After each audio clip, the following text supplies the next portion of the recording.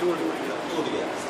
اگر اس نے کانوں سے کوئی بیہودہ گفتگو سنی، کسی کی غیبت سنی، کسی کی گالیاں سنی، اس کے کانوں کا روزہ ٹوٹ گیا. اگر دماغ کے اندر اس نے غلط قسم کے خیالات لائے، غلط قسم کے تصورات کو جگہ دی، عجیب و غریب سوچتا رہا، بری باتیں، فحش باتیں سوچتا رہا، تو اس کے دماغ کا روزہ ختم ہو گیا. اگر وہ آنکھوں سے کسی بیہودہ چیزوں کو دیکھتا رہا، کسی غیر محرم کو دیکھتا رہا، جس طرح معاملات کے مطابق ہوتا ہے، تو اس کی آنکھوں کا روزہ ٹوٹ گیا. اگر ہاتھوں سے اس نے کسی پر ظلم و ستم کیا، کسی کو مارا، کسی کو پیٹا، غلط کام کیا ہاتھوں سے، تو اس کے ہاتھوں کا روزہ ٹوٹ گیا. اگر پاؤں سے وہ کسی غلط مقام کی طرف چل کر گیا، غلط جگہ پر گیا جہاں پر وظیفے نہیں ہو، غلط کاریاں، ایسے مقام کی طرف چل کر گیا، تو اس کے پاؤں کا روزہ ٹوٹ گیا. ان روایات سے پتہ یہ چلتا ہے کہ مسلمان مومن وہ ہے جو سراپا روزے سے ہوتا ہے. سبحان اللہ. کیا کروں مجھے سمجھ نہیں آ رہا. مومن وہ ہوتا ہے جو سراپا روزے سے ہوتا ہے. اس کے ہاتھوں کا بھی روزہ، اس کی آنکھوں کا بھی روزہ، اس کے دماغ کا بھی روزہ، اس کے کانوں کا بھی روزہ، اس کی زبان کا بھی روزہ، اس کے ہاتھوں کا بھی روزہ، اس کے پاؤں کا بھی روزہ. جب اس طرح مومن روزہ رکھتا ہے تو میرے آقا فرماتے ہیں کہ اس کا یہ روزہ میرے رب کی بارگاہ میں مقبولیت کا شرط پاتا ہے. اور اگر اس طرح روزہ نہیں رکھتا تو پھر اس کے روزے کو ٹھکرا دیا جاتا ہے. پھر میرے آقا فرماتے ہیں نہ اس کی زبان کا روزہ، نہ آنکھوں کا، نہ کانوں کا، نہ دماغ کا، نہ ہاتھوں کا، نہ پاؤں کا، کسی چیز کا روزہ نہیں ہے. ہاں صرف اس نے اپنے پیٹ کو بھوکا اور پیاسا رکھا ہوا ہے. ایسے روزے کو میرا رب قبول نہیں فرماتا، اور نہ ہی میرے رب کو ایسے روزے کی ضرورت ہے. ایسے روزے کی میرے رب کو ضرورت نہیں، اس کا یہ روزہ ٹھکرا دیا جاتا ہے. ہاں اگر اپنے روزے کو رب کے معیار کے مطابق بنانا چاہتے ہو تو پھر آنکھوں کا بھی روزہ ہونا چاہیے.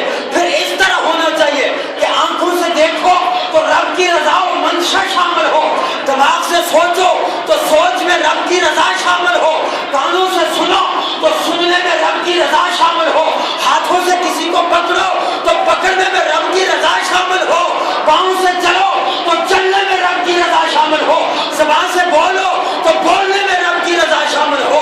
جب ہر فعل میں، ہر قول میں رب کی رضا و منشا شامل ہوگی تو تب جا کے روزہ رب کی بارگاہ میں مقبولیت کا شرف حاصل کر سکتے ہیں. تب جا کے روزہ قبول ہوگا. یہ بات تو درکنار ہے. ہم تو نکل جاتے ہیں لڑنے جھگڑنے کے لیے کہ کوئی ملے تو اسے ہم بتائیں کہ ہمارا روزہ ہے، اسے ہم بتائیں کہ ہمارا روزہ ہے. میرے بزرگوں اور دوستوں اس طرح روزہ نہیں ہوگا. اس طرح روزہ میں آپ سے مخاطب ہوں. اب بولتے کیوں؟ اس طرح روزہ نہیں ہوتا. نہ ہی کسی حدیث میں ایسے روزے کی ضرورت محسوس کی گئی اور نہ ہی کسی قرآن کی آیت. روزہ رکھتے ہو جب بھوکا اور پیاسا رہنا ہی ہے تو پھر کیوں نہ رب کی رضا کے مطابق روزہ رکھیں. اس طرح روزہ نہیں ہوتا. اور پھر کچھ لوگ ایسے ہیں، میں ان کی بھی تھوڑی سی اصلاح کر دوں. کچھ لوگ ایسے ہیں جو یہ کہتے ہیں کہ جی دیکھیں ہم برے کام کو چھوڑ نہیں سکتے، جھگڑا بھی ہو جاتا ہے، گالی گلوچ بھی ہو جاتی ہے، گانے بھی سننے پڑ جاتے ہیں، غیر میروں پر نظر بھی پڑ جاتی ہے، دماغ میں وسوسے بھی آتے ہیں، پاؤں سے غلط طرف چل کے جانا بھی پڑ جاتا ہے، ہاتھوں سے کسی کو مارنا پیٹنا بھی پڑ جاتا ہے. تو یہ سسٹم تو لگا رہتا ہے. تو پھر اس کا مطلب یہ ہے کہ ہم روزہ نہ رکھیں، کیونکہ اس طرح روزہ ہوتا ہی. بھائی اگر کوئی بندہ یہ سوچ دے کہ میں برے کاموں سے روک نہیں سکتا تو اس لیے میں روزہ ہی نہیں رکھتا، اس سے بڑا مجرم کوئی نہیں ہو، اس سے بڑا گناہ گار کوئی نہیں ہو. بھائی روزہ رکھو، رات کو تراویح پڑھو، دن کو روزہ رکھو. ہو سکتا ہے روزے کی برکت سے میرا رب کرم فرما دے اور ہم یہ برائیاں چھوڑ دیں. ہو سکتا ہے. دیکھو نا قرآن کی آیت ہے کہ نماز جو ہے وہ برے کاموں سے روکتی ہے.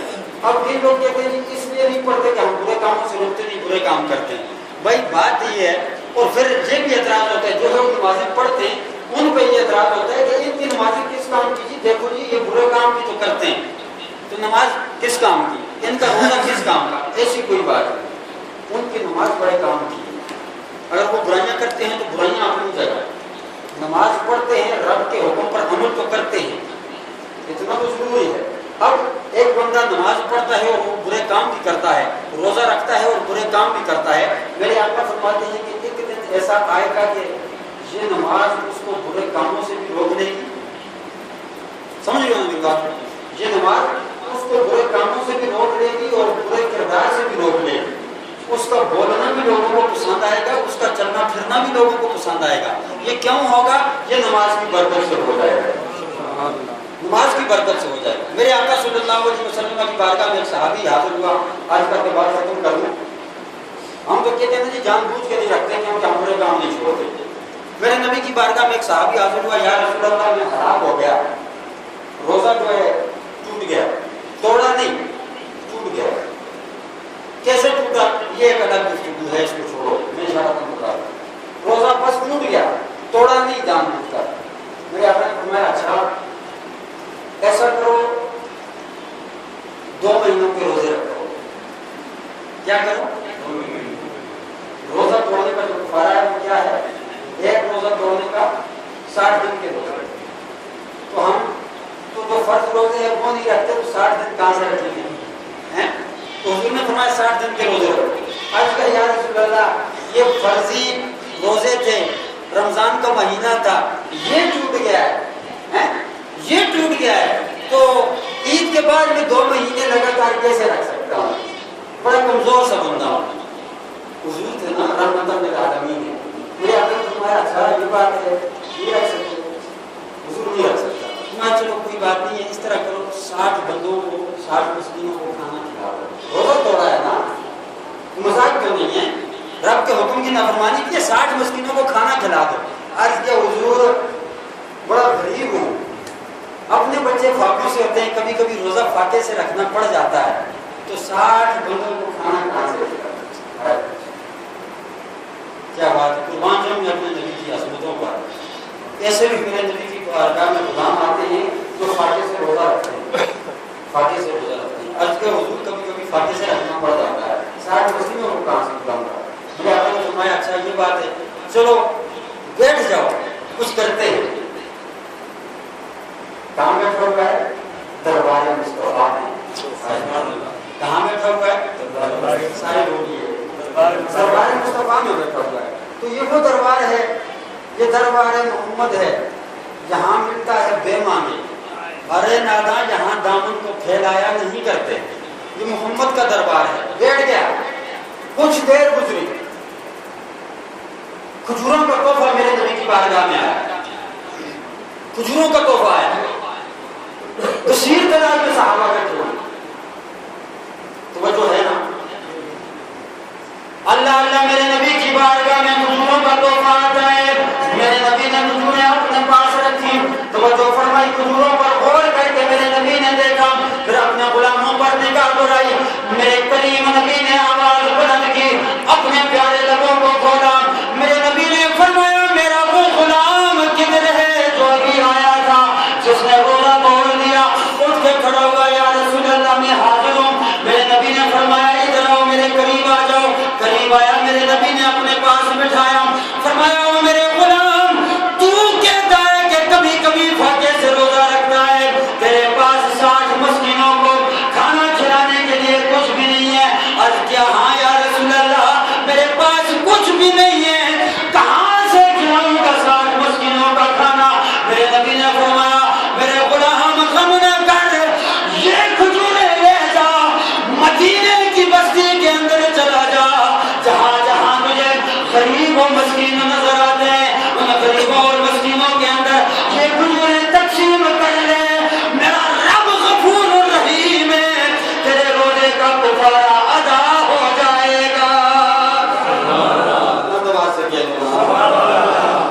اللہ اللہ میرے نبی کا غلام ہے، کھجوروں پر ٹوکرا اٹھایا، سر پر رکھا، تھوڑا سا چلا، پلٹ کر واپس آ گیا، یا رسول اللہ فدا کا امی بابی، قربان جاؤں کا آپ کی عظمتوں پر، اس مدینے کے اندر مجھ سے زیادہ غریب کوئی نہیں، مجھ سے زیادہ مسکین کوئی نہیں ہے، یا رسول اللہ پھر کیا کروں؟ میرے نبی مسکرائے، لبوں پر مسکراہٹ آ گئی، ارے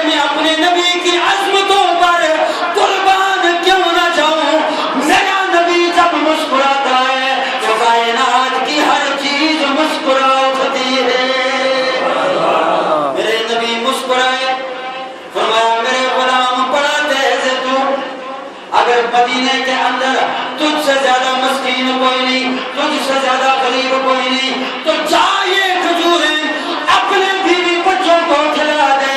میں محمد تجھے کہتا ہوں کہ میرا رب تیرے روزے کا کفارہ ادا فرما لے گا۔ روزہ کس کے لیے ڈھک رہا ہے؟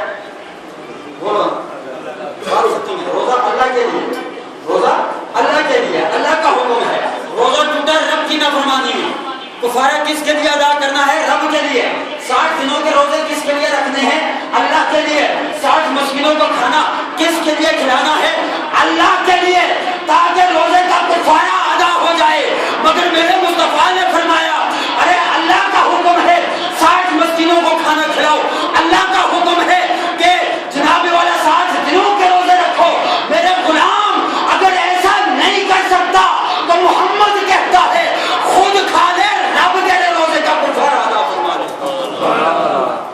یا رسول اللہ، حکم رب کا ہے، لیکن ادھر جناب والا قانون آپ بنا رہے ہیں۔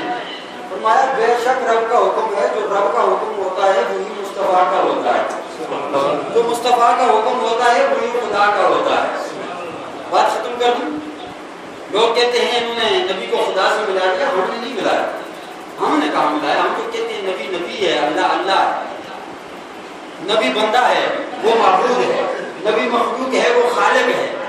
لیکن مقام کیا دیا کہ میرے معبود قانون بنانے والا میں ہوں، لیکن اگر تو اس قانون میں تبدیلی کرنا چاہے تو کر سکتا ہے، تجھے اختیار ہے، تجھے وہ خدا نہیں با خدا نہیں، وہ خدا نہیں با خدا نہیں، وہ مگر خدا سے جدا نہیں، وہ ہے کیا مگر وہ ہے کیا نہیں، وہ ہے کیا مگر وہ ہے کیا نہیں، یہ محب حبیب کی بات ہے۔